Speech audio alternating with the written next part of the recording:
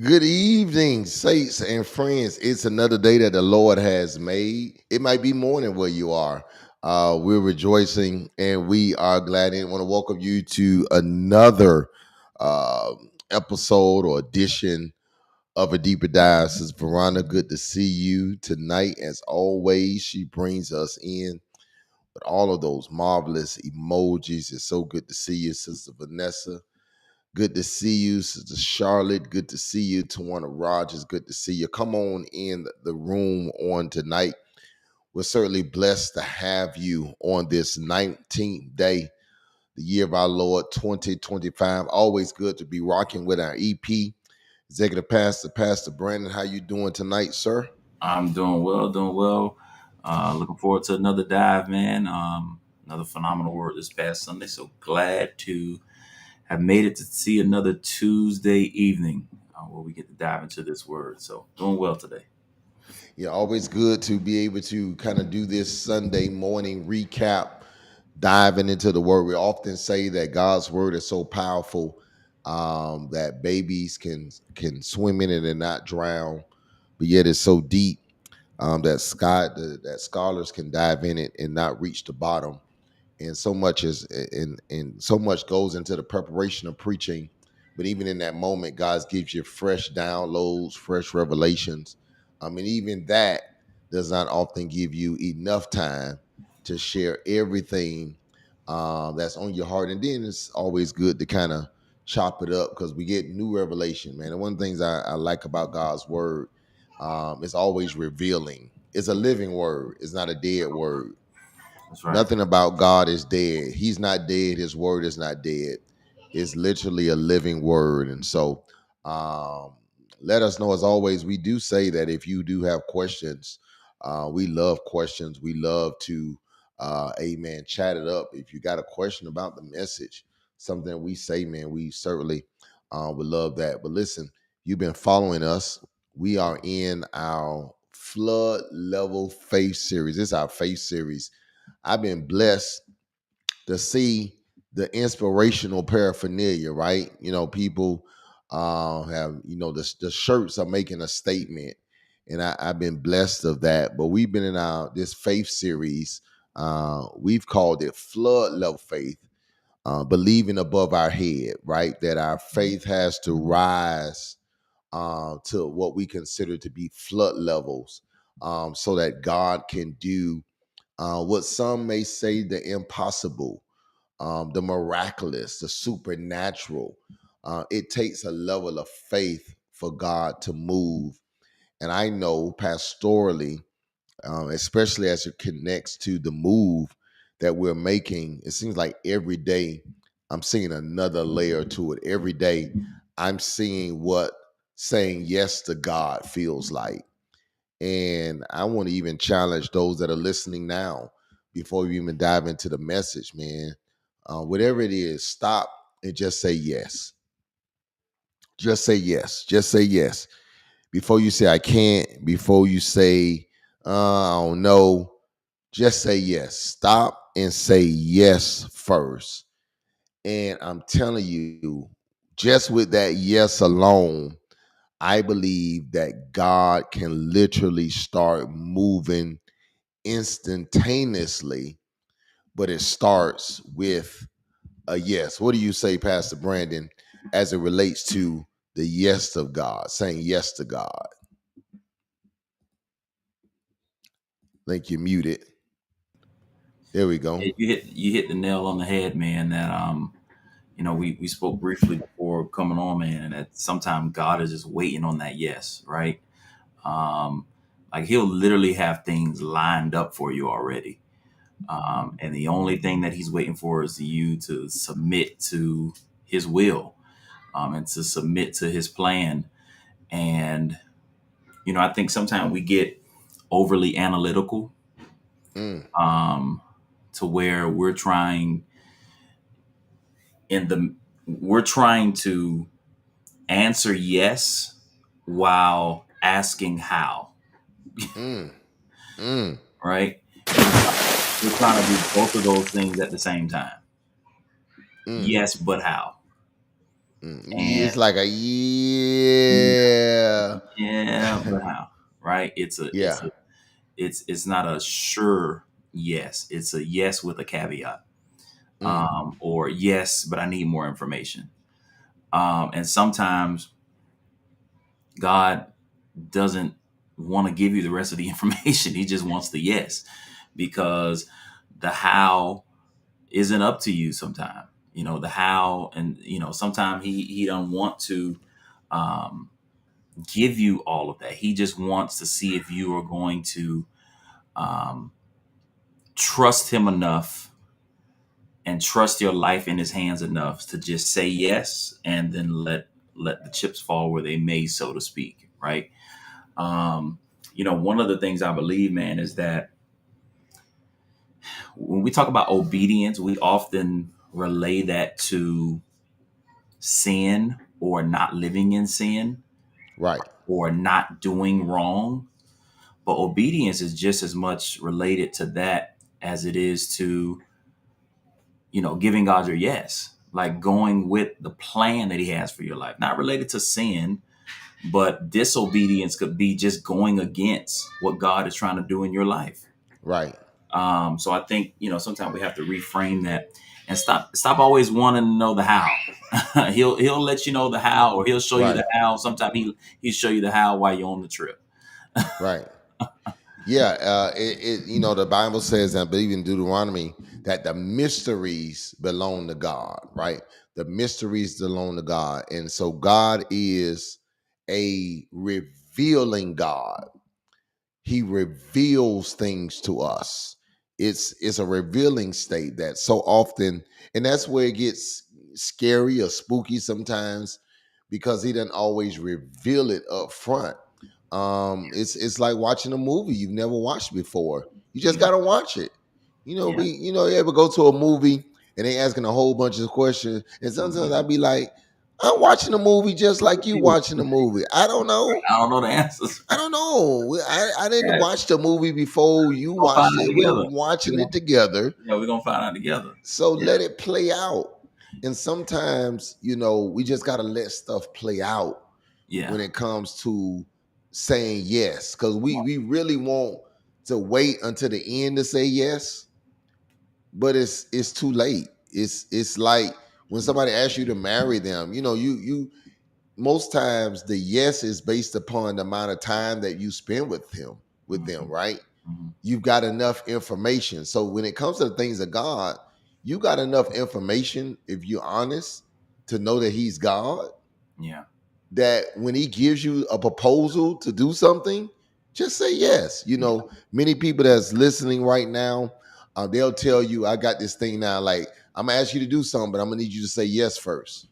I'd be Right. like, just say yes. Just don't. Yeah. Let's just get this out the way. Say yes Get first. that part out of the way. Yeah, Yeah. just get this out of the way. They'd be like, oh, Pastor, I don't know. Just say yes. Don't worry about it. If you just say yes, I give you the rest. And I do that because, and we've seen it, so many people automatically get to the posture of I can't. hmm When I hmm know that God has revealed to me as a senior leader, or has revealed through others, that this is the person for the assignment. So God has already confirmed that. And oftentimes the person that needs to do it, they're hesitant. Yeah. They don't often see within themselves what somebody else sees. Right. Right. Absolutely. And all God needs from us is a yes. Yeah. You know what I've discovered, man, personally, is that God will give you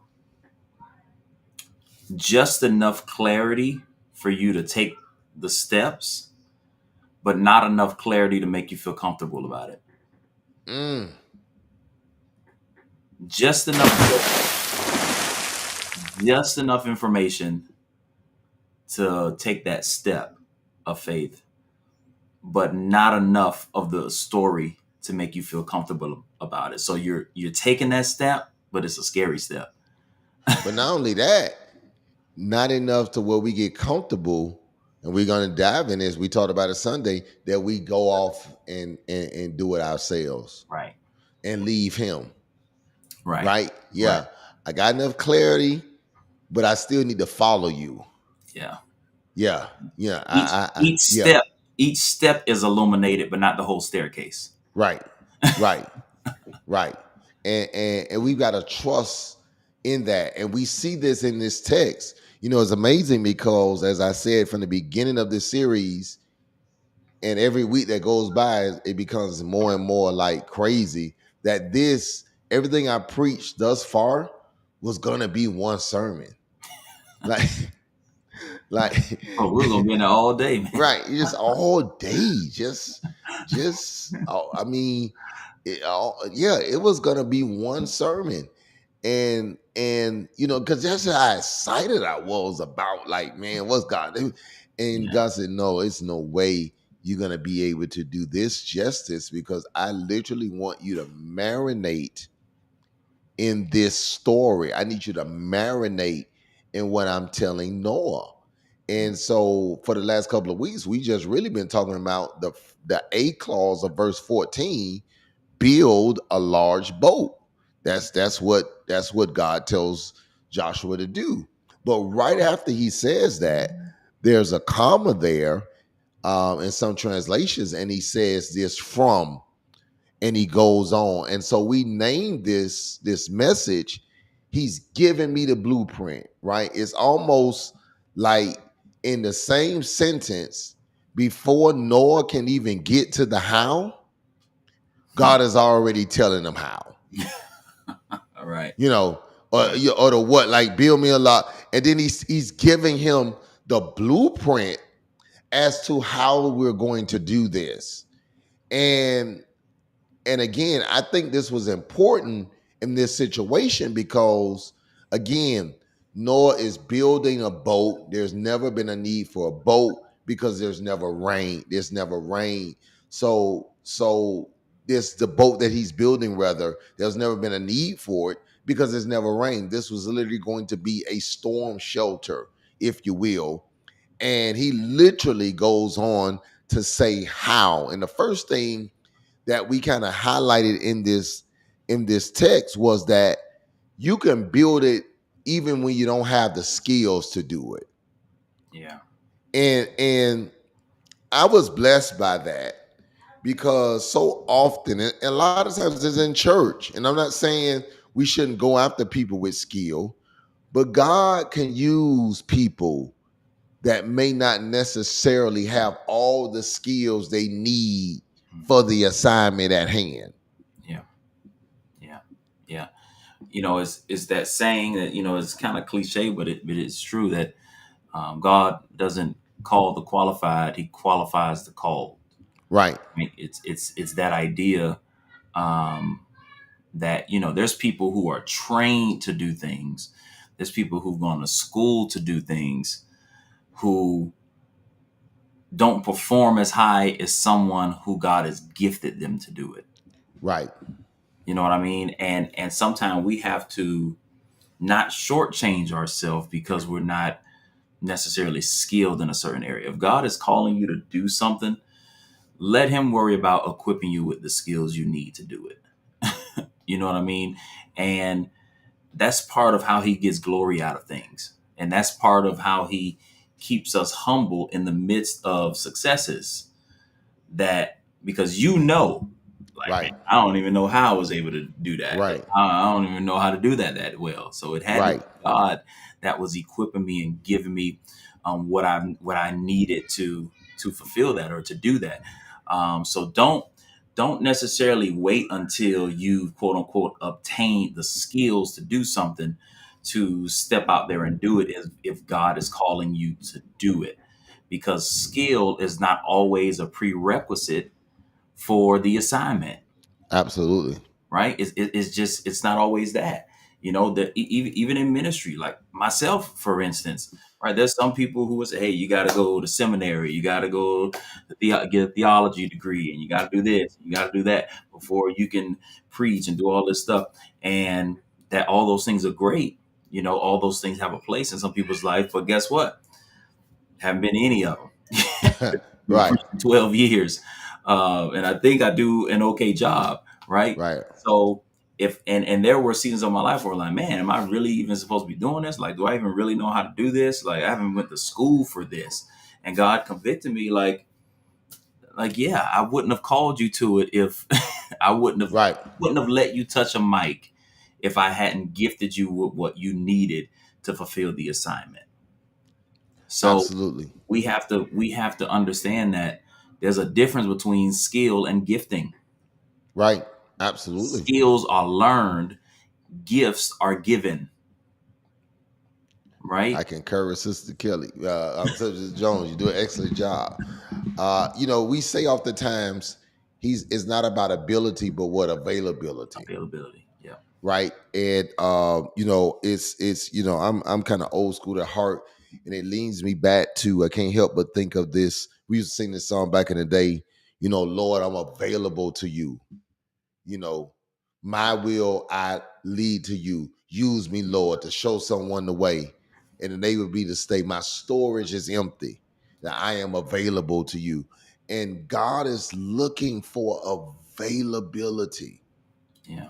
That's what he's looking for, that he will equip you to fulfill the assignment at hand. He will. All you have to allow yourself to do is to be available. Is sometimes they have certain like volunteer blocks or labor pool blocks, and it's like you don't know the job, just show up and we'll Show up. train you. Yeah. Yeah. We'll On the train you. job. On the Right. job On the training. job training, right? Just show Yeah. up. We just need some volunteers. You don't know, just show up. You got good hands, good feet. I Yeah. promise you, we'll equip you. We'll show you what to do. And so what that says to me is that anybody can be used in the body of Christ. Yeah. Yeah. Yeah. There's no such thing as I can't serve. Right. Right. There's something you can do, even if you feel like you don't currently possess the skills. Lend yourself to it. Watch how God blesses you, and then watch how much you are fulfilled Yeah. when you start doing what God calls you to do. Yeah. And was to that point as well, man. There we don't like you've said multiple times over this series, like Noah hasn't even said anything yet. Hasn't said a word. And like in my mind, if he was gonna say something, the first thing he would have said was, "I don't know how to build no boat." Right. Huh? Like before anything else, like that would have been the first rebuttal. Because, huh? What do you mean build a boat? Like I ain't never done that before. Because we oftentimes have a way of looking at ourselves in a lesser light when we're Mm. called to do something big. Like when the little things are at hand, we're not really phased by that. But when a big project presents itself, we look at ourselves in a lesser light Wow. because we feel capable to do the small thing, but we don't feel capable to do the big thing. Mm. And it's not until we are faced with something big that we minimize ourselves, right? That we start looking at, man, I don't know that I'm cut out for this. Well, if you were cut out for all the small things you've done, then who's to say you're not cut out for the big thing? Like, why you can't think so small, Right.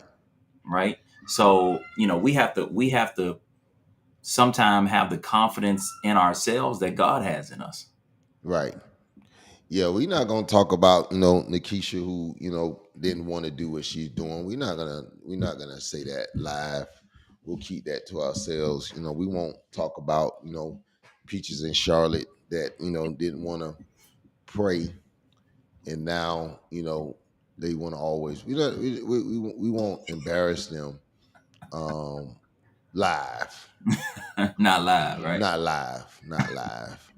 But yeah, we won't do that. But the challenge is that all of us have to embrace the fact that if God tells you to do it, he's going to give you what you need to get the job done.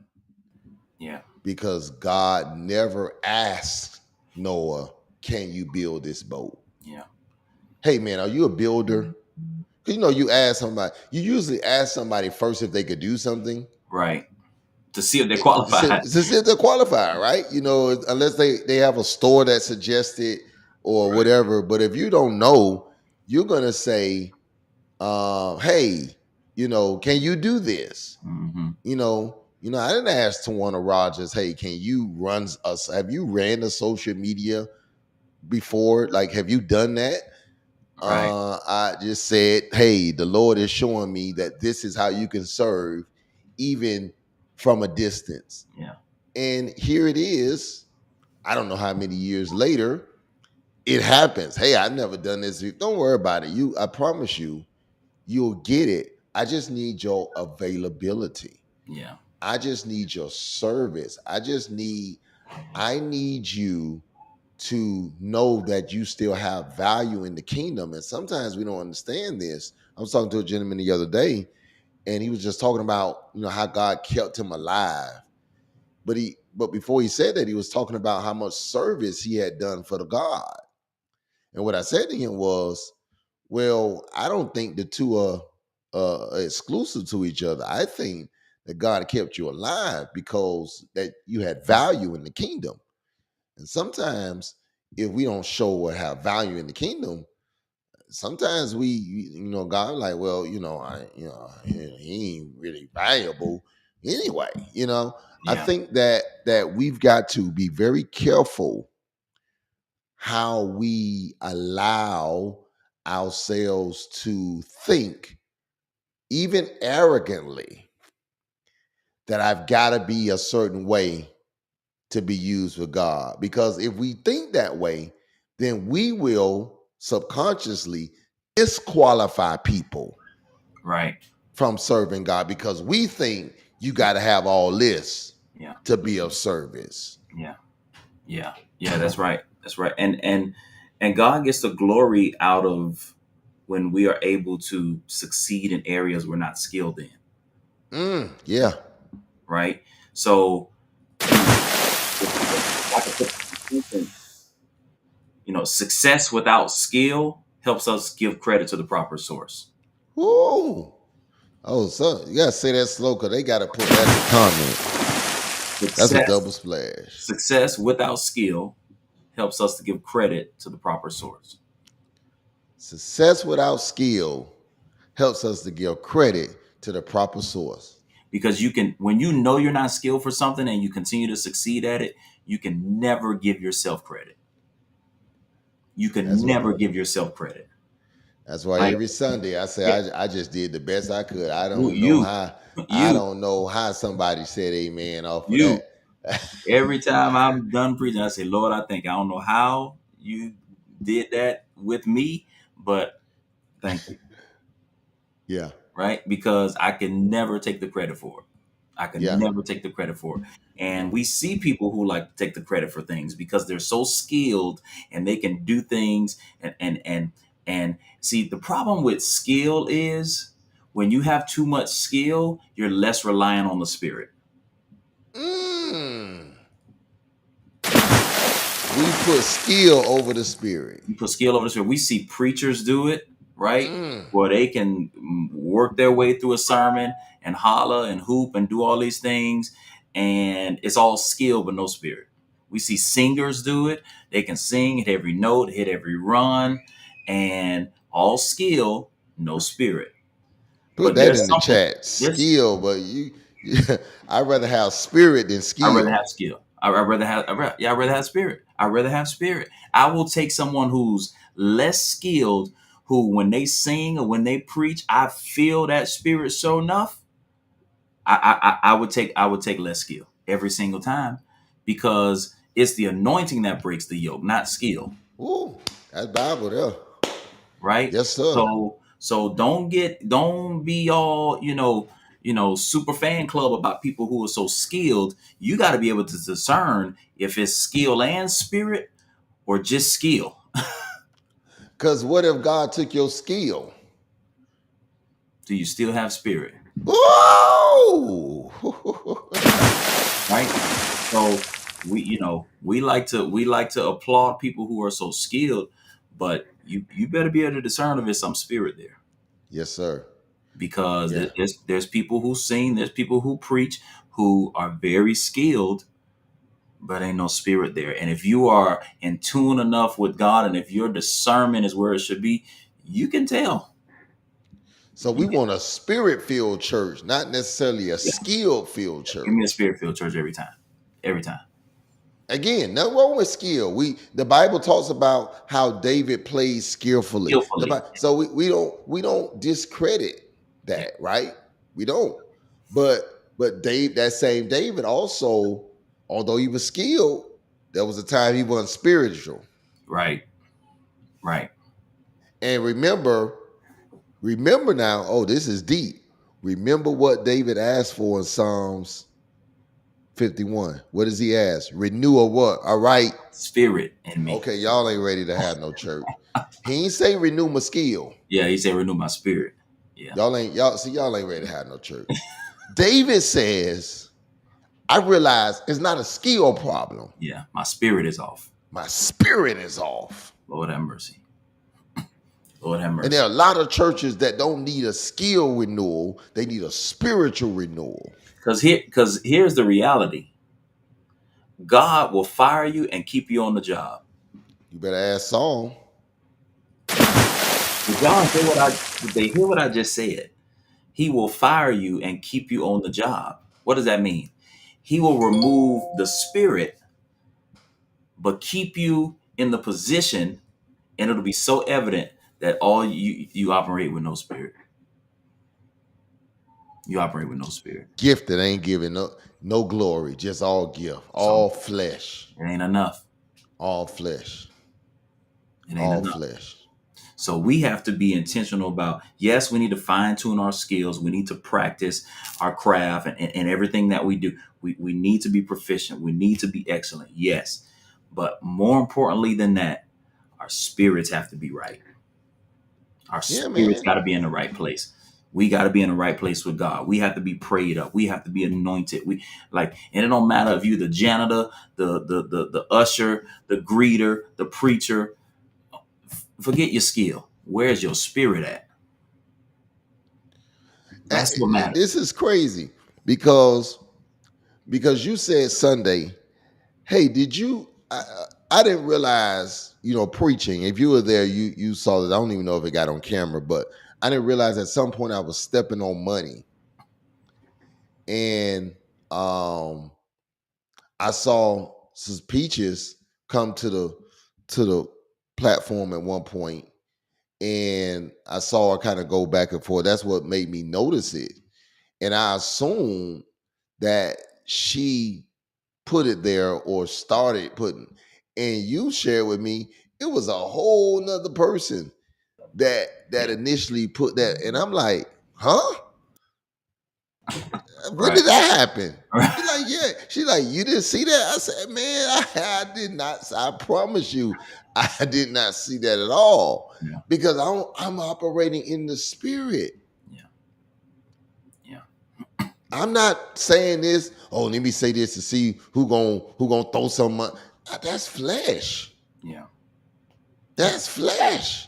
I'm like, I'm in my mind saying, how did I miss a whole person? This man could have killed me. How did I miss a whole person coming up to the and got that close? And I didn't see, like, I did not see him at all. And I'm usually watching him because I could see him in the sound. I did not see this man get from the sound booth and walk all the way to the altar because it's in the spirit. I'm in the spirit realm during the preaching moment. Yeah. And when you are not in the spirit realm, it just doesn't connect with the people as it should. Yeah. Yeah. That's right. But we got to get off this, man, because that's just the first thought. He doesn't have the skill to do it. But then I like this because God goes into like details, right? Yeah. He said, I need you to do a particular way. Hmm. He gives him what I call the suspicious, the special way to do it, right? Right? He tells him exactly how he wants it done. Yeah. Yeah. Do it this way. This is where we mess up, man. Right. Right. Right. Right. Right. This is where we mess up. Yeah. We don't like to follow instructions for one, and then you know anybody that's ever put anything together,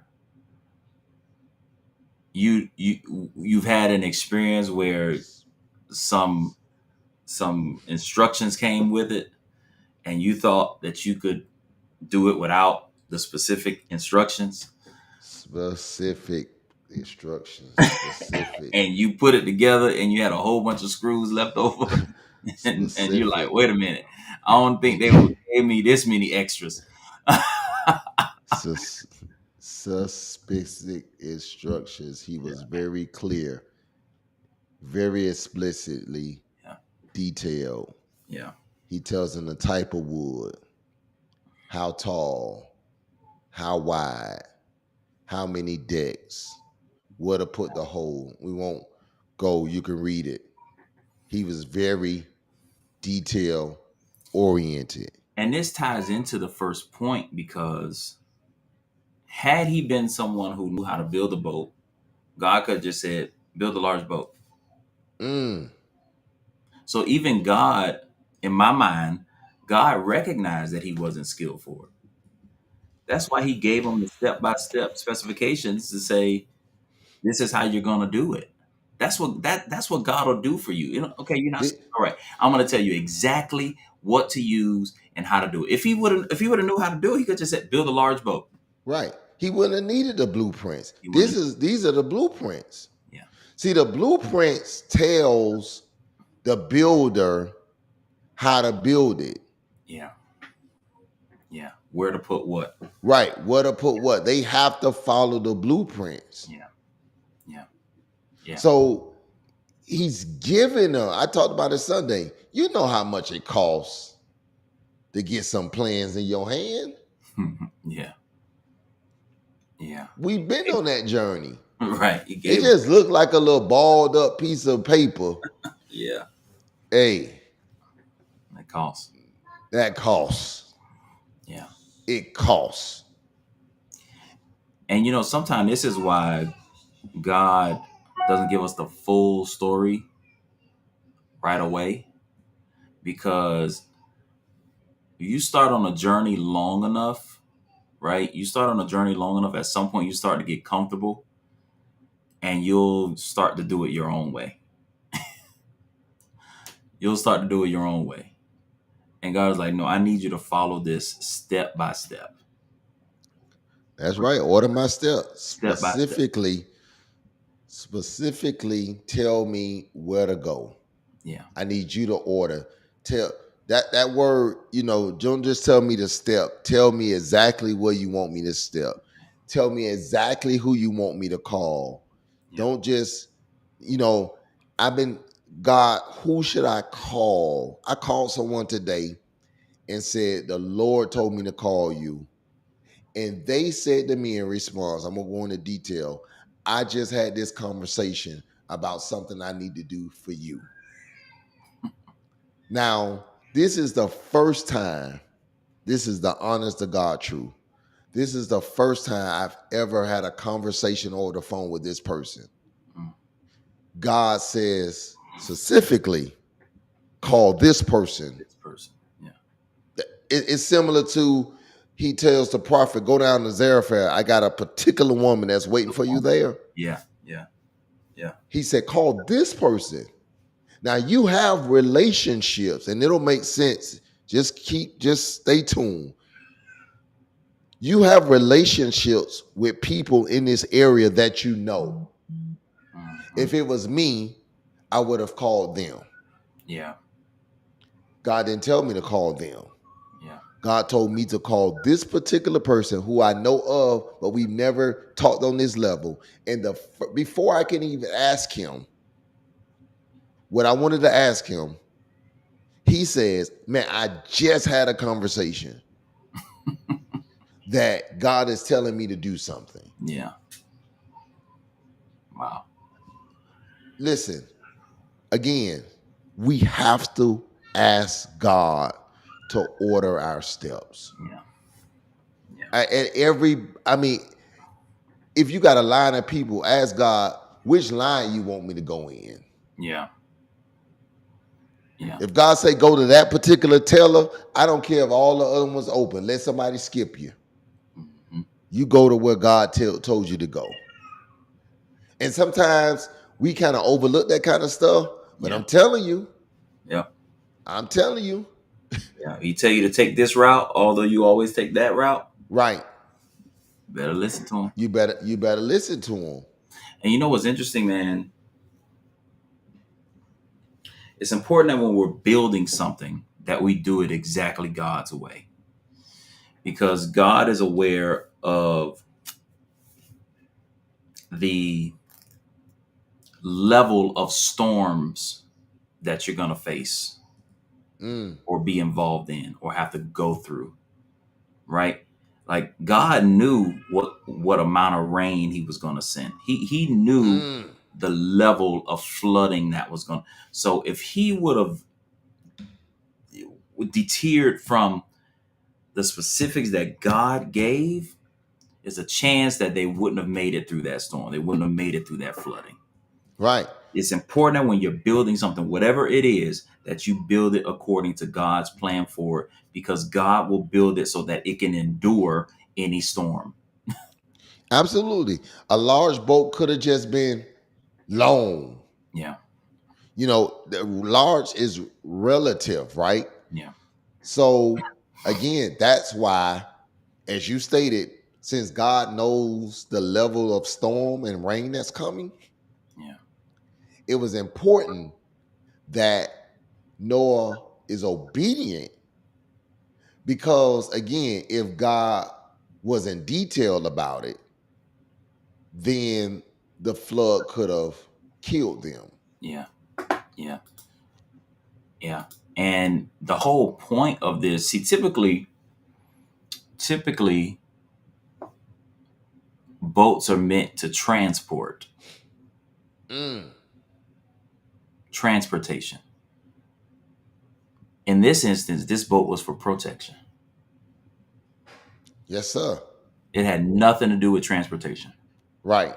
It had nothing to do with getting to a particular destination.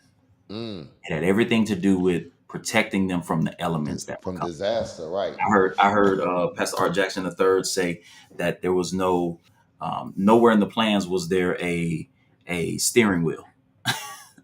Mm. Right? Nowhere in the plans where they was there a steering wheel, because the whole point was just to be out there floating on faith. Don't you try to steer, Ooh. right? Don't you try to steer and Thank you, Art. I'm gonna use that. I'm gonna use that on 31st. Thank you, big I bro. quoted him. I cited him this first. I cited him. I Thank you, said, big bro. right. So next If time when I those said that are watching Deeper Dive, just say amen. no, and it's true, right? It was never meant to get them to a particular destination. It was meant to protect them in the midst of this storm and flooding. Wow. So when you get away from the specific, what if he would have said, "Man, what about a steering wheel? We need to put a steering wheel, right? We need to be Right. able to maneuver this thing." This ain't about destination. This is about avoiding disaster. Right. They would have put that steering wheel and they would have went in the wrong direction. And it was like, My no, God. no, this is meant to be a shelter.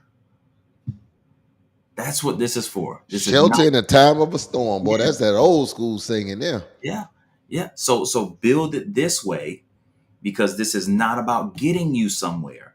It's about protecting you. I'll decide where it's going to take you. Woo-hoo-hoo-hoo. Right? All about the protection of those who are in it, because we already know what was going to happen to those outside of it. Right. So it had to be able to withstand what was coming and what it was going to have to endure and what it was going to have to go through. Disobedience would have caused them to have and suffer the same fate as those who God spared. Lord have mercy. Wow. Are y'all listening tonight? Disobedience would have caused them to suffer the same fate Yeah. that God had. How does God has now go back to the first sermon, he found favor in you. Yeah. So he spared you. Yeah. Yeah. So if you choose at this point of the journey to walk in disobedience, you're going to suffer the same fate as those that I didn't spare. Yeah. Yeah. And it's important for you and I, as children of God, it's important for you and I, as Zion Church. God is saying this season, I spared you for such a time as this. Mm-hmm. You know how many churches died during COVID? You know how many churches just lost momentum, I spared you for such a time as this. Because I'm calling you to a greater work, Yeah. to a greater assignment. And so it's very important that you go where I tell you to go, that you go when I tell you to go. And don't worry about what it looks like. Don't worry about if you're prepared to do it. Don't worry about that this is not a good seat. No, it's never, somebody put this down, it's never a bad season to trust God. Yeah. Yeah. Yeah. Yeah, we talk about trusting God. Never a bad season. It's never a bad season to trust God. Mm. Because as you said earlier, if it's a good season, if you think there's no trust there. Right. You're not walking by faith, you're walking by facts. Right. The checkbook says it's a good time to do it. The profit, the P&L statements say this is a good time to do it. But what if all of that is in the red? Yeah. And God still says do it. God still said do it. Yeah. Yeah. Yeah, because again, if we do it based upon facts, who do we give the credit to? We give the credit to flesh. Yeah. Oh, we did this. Us did this. We did this. But when it looks like nothing and you do it and God blows it up, God enlarges it, then you ain't got nobody else to give the credit to other than God. Yeah. Yeah. And see, that's the problem. We want to give ourselves too much credit. Yeah. Too many people, man. Too many people want the credit, and it's even in Noah's case, man, he couldn't take credit for this because he would have sounded crazy. Like Right. this I was knew it was going to rain. right. Right. No. Like what is that? What are you talking about? Right. So it's always important, man, to do things the way God is, not just to do it, right? Not just to Right. do what God said do, I build you a boat. but to do it the way He said do it. Mm. Right? Sometimes we'll do things, but not the way He said do it. That's just as bad as not doing it. We Not mess do it, up. but do it the way He said do it. We mess up a lot with the when and the way. Yeah. Right? We often say delayed obedience is still what? Disobedience. Yeah. But we do it when we get ready. And the way we did it, but we didn't do it God's way. God's way. A good way or a good time is not always God's time or God's way. Yeah. And here's the reality too. If God isn't telling you, giving you the how to do it, then it's probably not him telling you to do it. Mm. Because he only gives specifics for something that he spoke.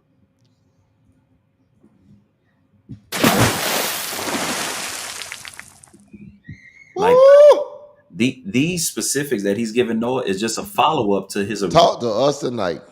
just a follow up to the first thing he told him to do. It's just this is the rest Lord of have mercy. Right? So if God is not giving, especially because remember, he's not skilled for it. So he needs the specifics to do it. So if God wouldn't have given him the specifics, then it wasn't God that told him to do it. But when God is giving you step-by-step navigation on things, even that ought to be your assurance. Right. Like he's giving me the details of do it this way, Right. this way. Right. And you know, like, okay, that is your confirmation that what you heard was him speaking. Right. Or like we said, if nothing else, who to call, who to talk to. The resources, yeah.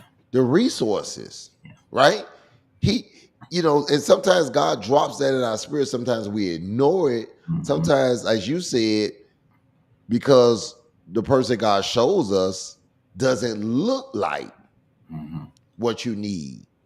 Yeah. Everybody who doesn't know the story has to understand that Brandon McCoy in 2012 didn't look like the Brandon McCoy we see on Deeper Dive. Mm-hmm.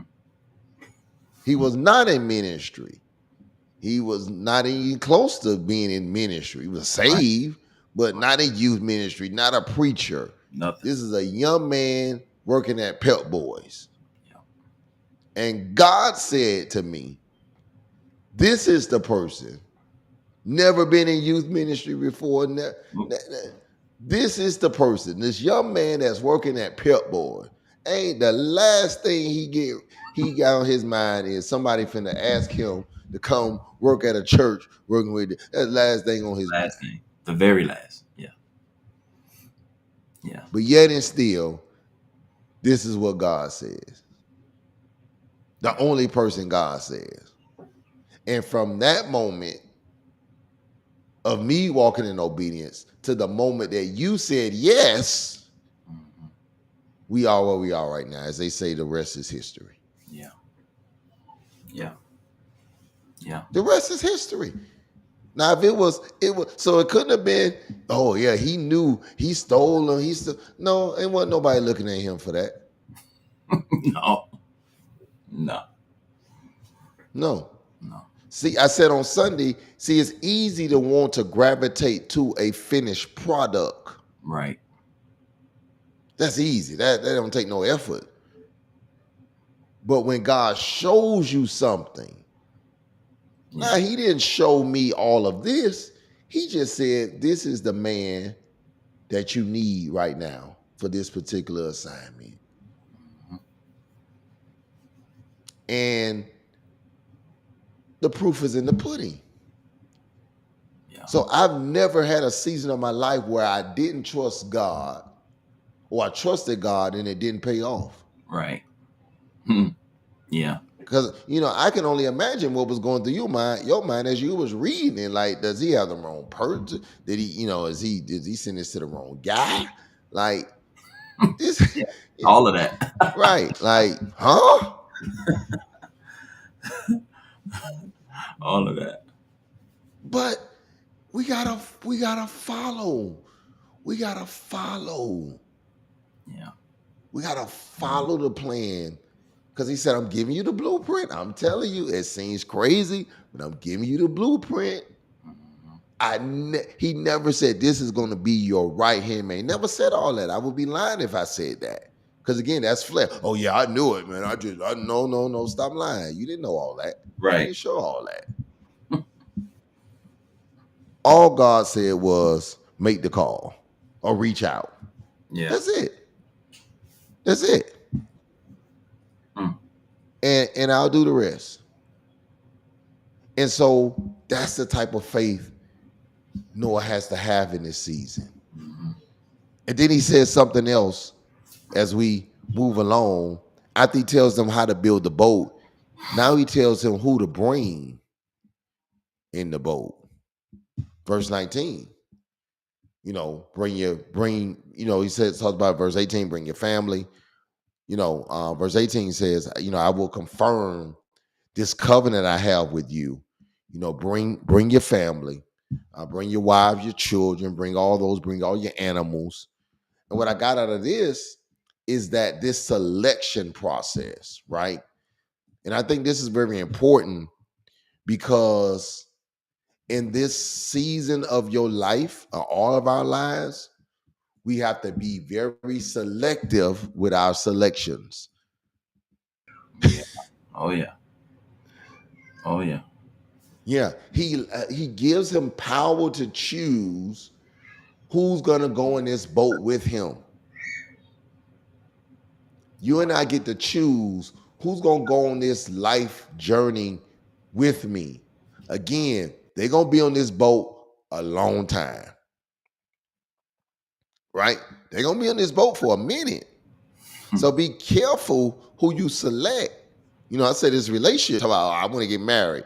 Marriage in the definition and the biblical formation of it is a long time. Yeah. Yeah. So, do you want a ceremony or do you want to be married? Right. Right. Because that determines the selection, Yeah. who you choose. Yeah. Yeah. And it shows that we have, God has given us the power of choice. Choice. Right. Absolutely. Given us the power of choice. And it's up to us to make the right choices. Choose wisely. I said, choose with your brain and not your body. Yeah. Choose with your brain. Choose with your brain. Choose with your heart. We have to really analyze who we select to do certain things with us Yeah. as we're trying to build our lives, man. That's very important. Oh yeah. That's very important. Because who you're connected to matters. It don't matter how you're connected to them. I'm gonna give somebody some advice about, and this will be relationship advice. And if it helps you, just put that "help me, Pastor." The next time you get ready to select somebody, if you're in a season where you still are able to do it, select somebody that you want to be with you on your worst day. Yeah. On your worst day. Yeah. It's Because that's interesting. important.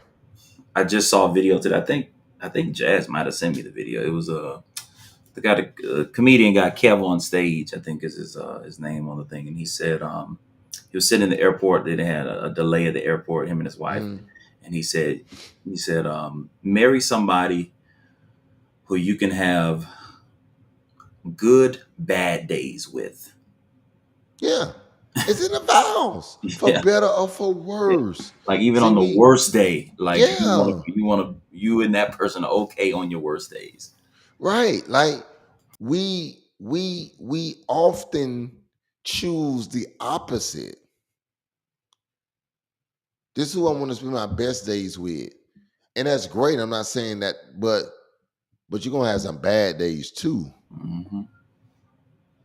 But who you gonna spend those with? You gonna spend those with, right?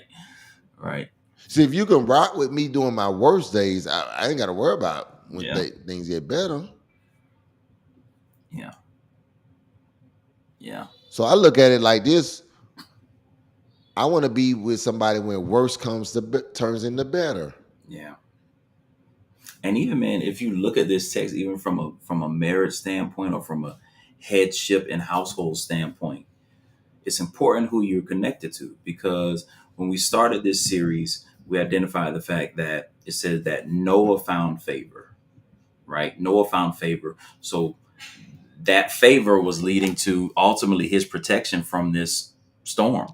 Right. But in this verse that we're on now, God told him, bring your wife, your kids, your sons, and their wives. It never Right. said that they found favor. It just said that he found favor, but they were getting the same protection that he getting. Right. Right. They're being They invited. got on the family. They got on the boat on the family plan. They got right on his favor. Right.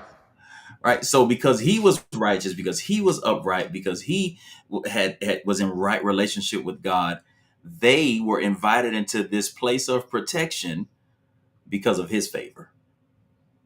Right. Ooh, they on the So family plan. My God.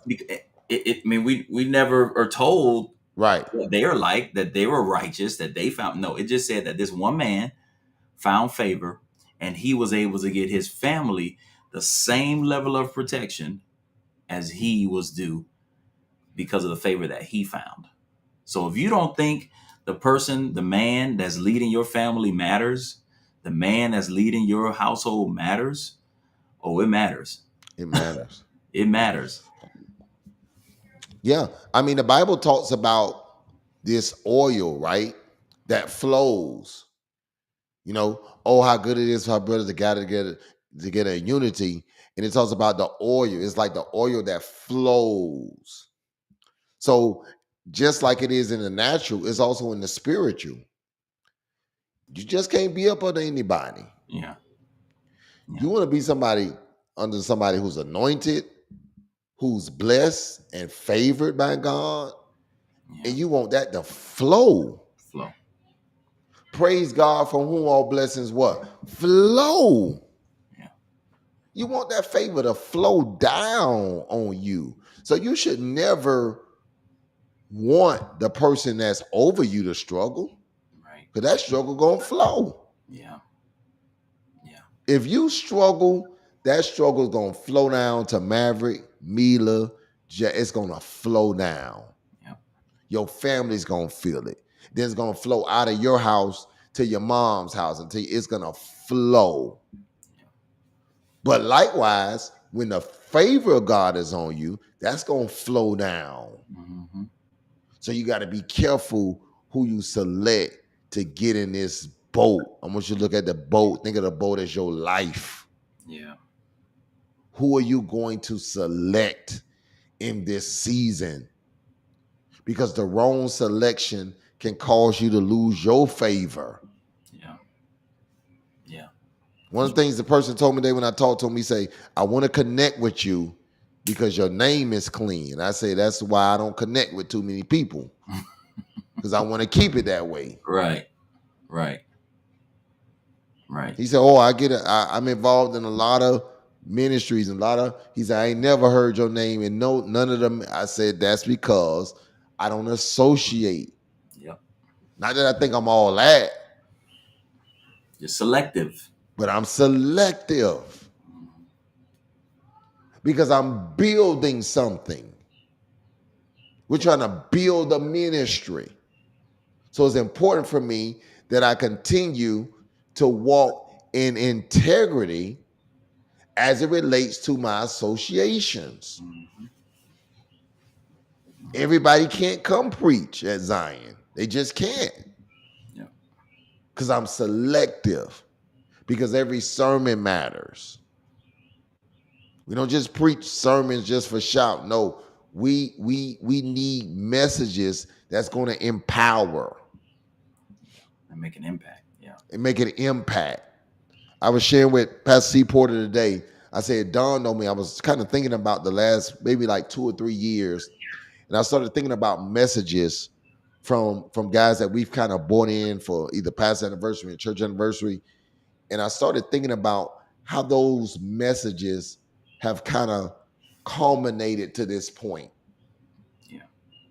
How I remember when Pastor Moses Herring came, I think for our 80th anniversary, he talked about that momentum. All right.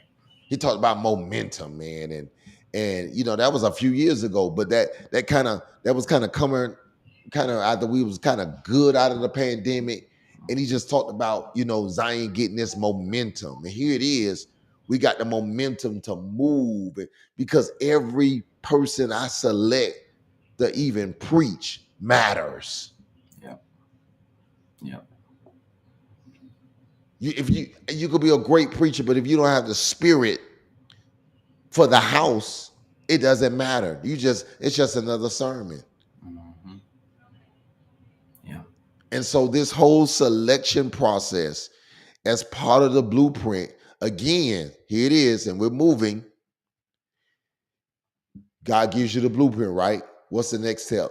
You select the builder. Right. Who are you going to hand these plans to build them To for build you? it for you. Yeah. That matters because the wrong person can jack up. I'm going to say something else. Jack up the plans. You got to select properly.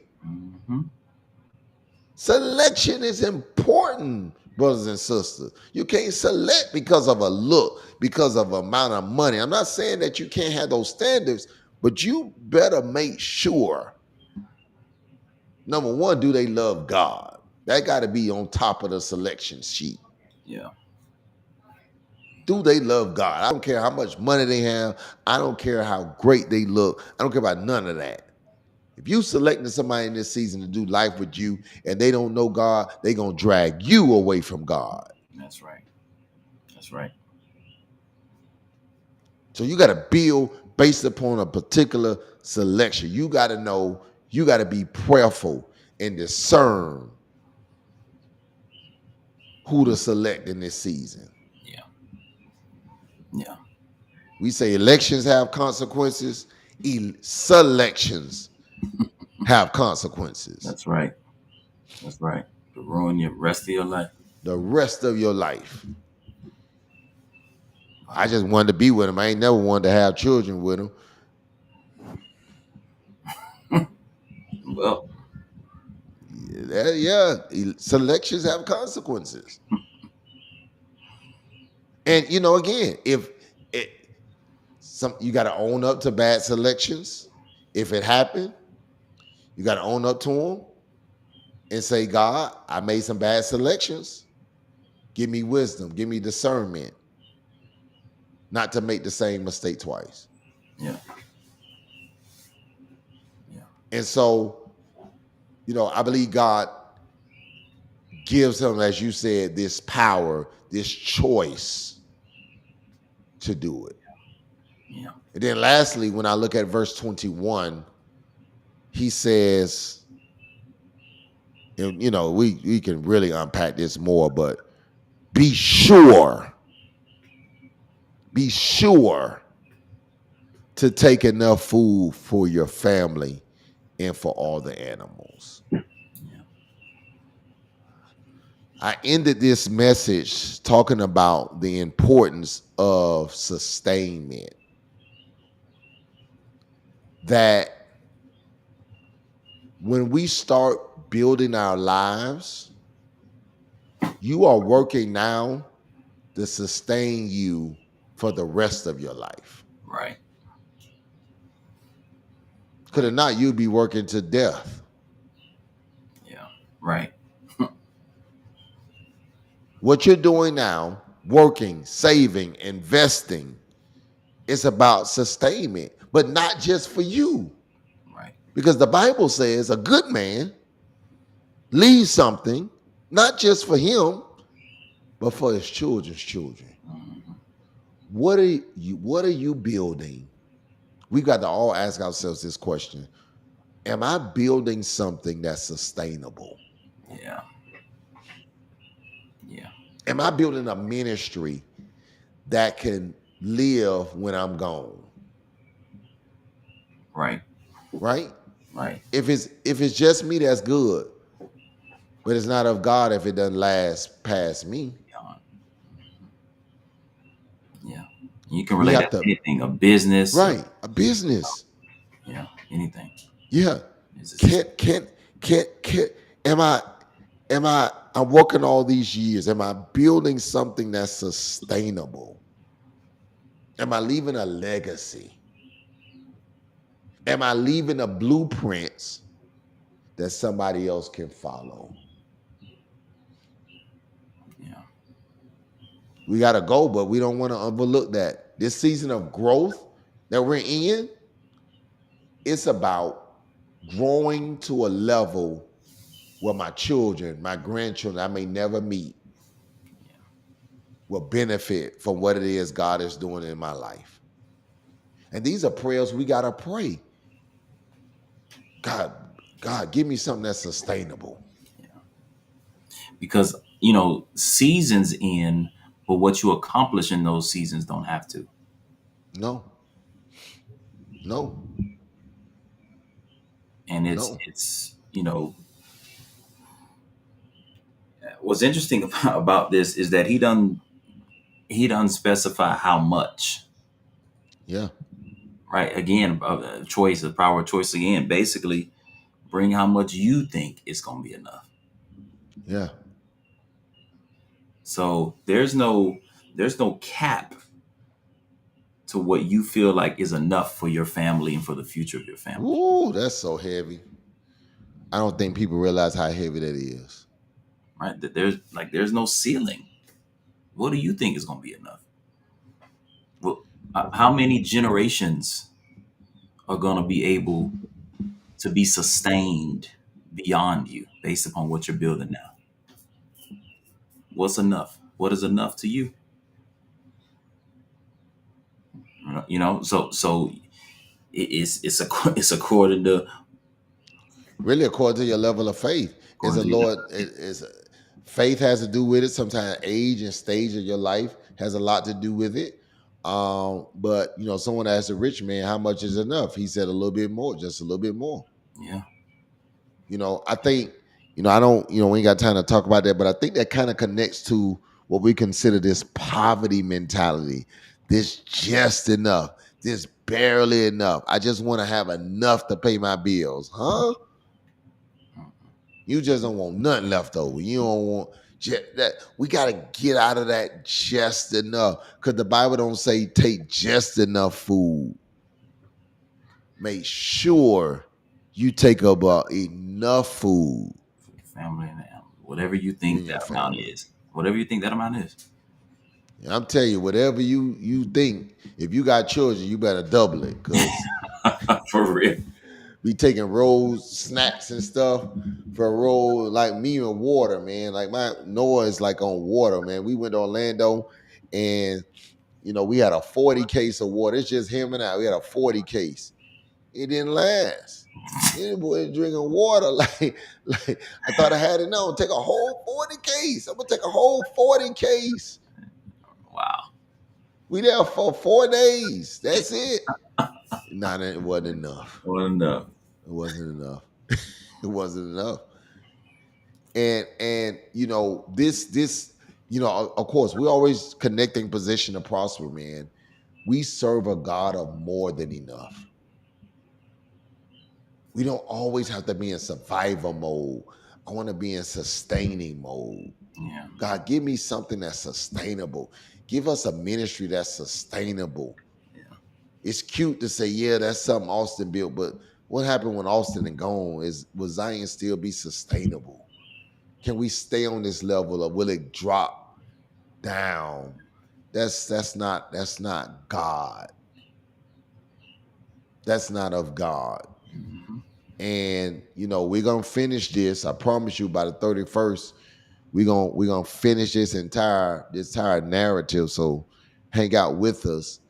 But and I don't know, I guess it started in the first sermon.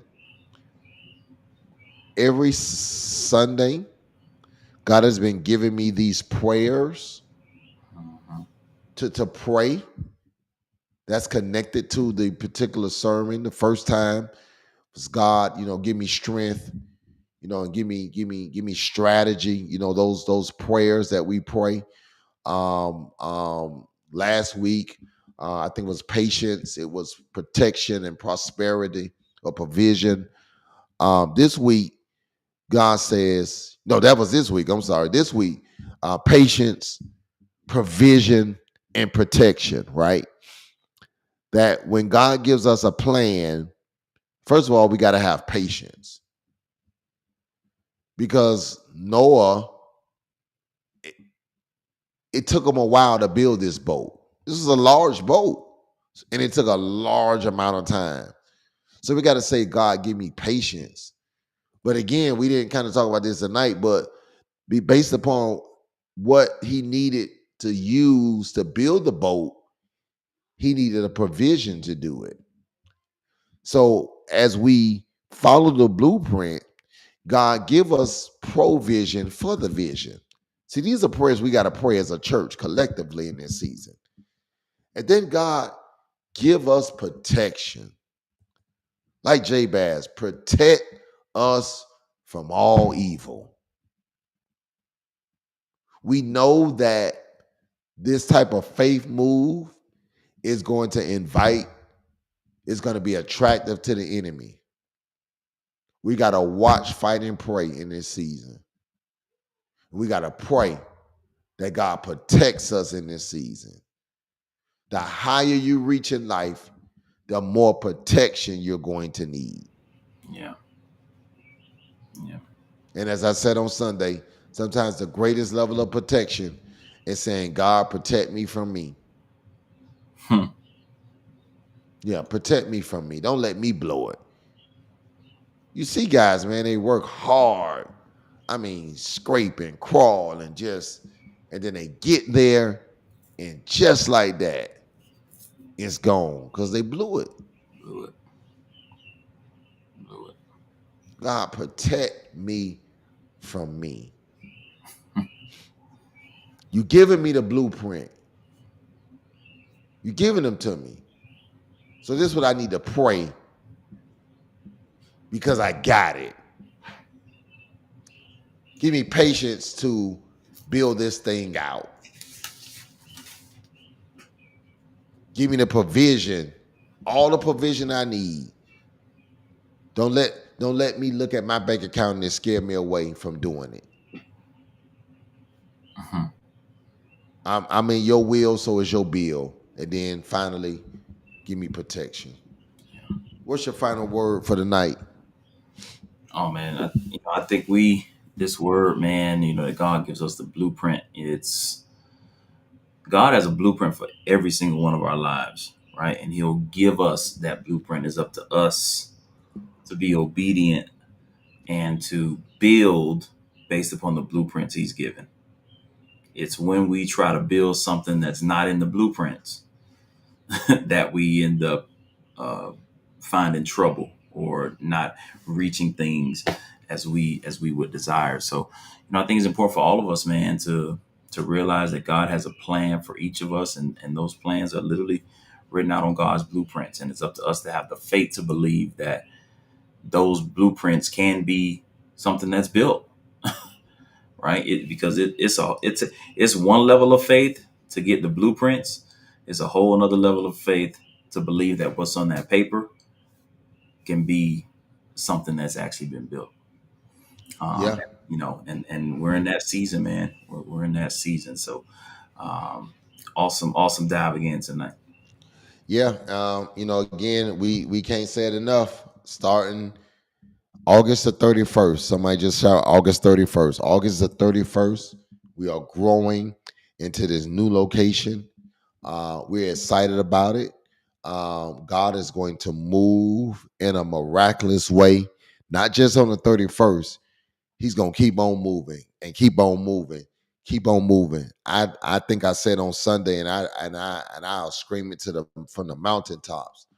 This is the smallest Zion is ever going to be. God is growing us. This is a year of growth, and we don't just say that numerically.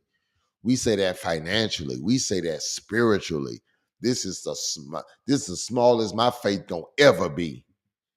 I'm growing in every area and aspect of my life. Now, you believe that? I need you to have this shirt. If God says so, man, this is what's gonna get you in the door. Really, you gotta have this shirt. We are literally. It's gonna be a sea of red. If anybody asks you why they doing that, what are the read the shirt because God said so. Because that's the only way I can answer this question.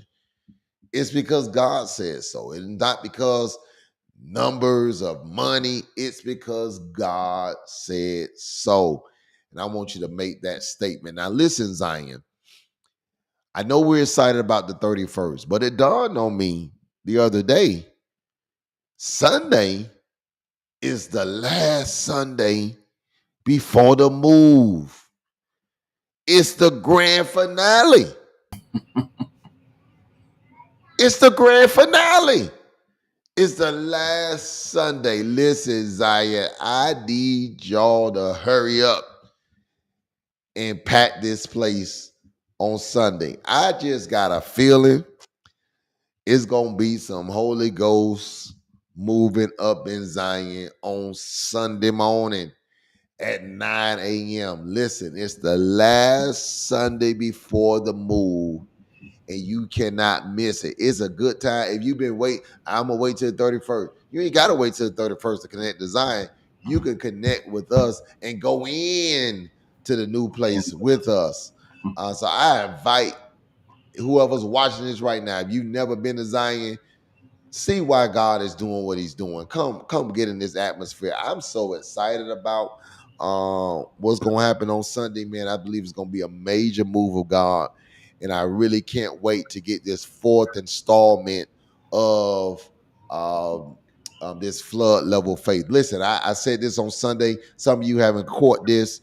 We're going to hit the streets this Saturday. We said to our ushers and our team, we're hitting the streets on Saturday. I need everybody who's watching this to meet me for an hour this Saturday at 9 a.m. We're going to hit the street. Nikisha, we knocking on your door. Make sure you saved and delivered too. We're hitting the streets this Saturday. We're getting the word out. Not just the word about Zion, but we're gonna be a blessing to those in our community as well. So I need y'all to meet us at the new location, 600 BK McCormick Avenue. We're gonna hit the streets for an hour. We're gonna do this for the next couple of weeks, this Saturday and the next Saturday. We're gonna probably do it throughout all of September as well. Man, it's time to hit the streets, trying to go back, doing it for God, man. And so we're gonna do that just comfortable. Not gonna be long, but we're gonna be a blessing. I got some stuff that we're gonna pass out to the community, some flyers, some giveaways, all that type of stuff. So I'm excited about that. And so listen, look forward to seeing y'all. Listen, there will be no lunchtime tomorrow. We got some meetings and stuff we got to do. So no lunchtime tomorrow. So we'll see you Saturday at 9 a.m. Then we'll see you on Sunday as we do this final service. I'm gonna say final service, the final service before the move. I'll say that as well. Listen, it's always great to put seed in the ground. If this has been a blessing to you, it's always good to do that. Listen, we love you. We're way out of time. May God continue to bless you and keep you is our prayer. Remember, you can do it because God has given you the blueprint to do it. All you got to do is continue to believe God above your head. We're out of here. Be blessed. Peace.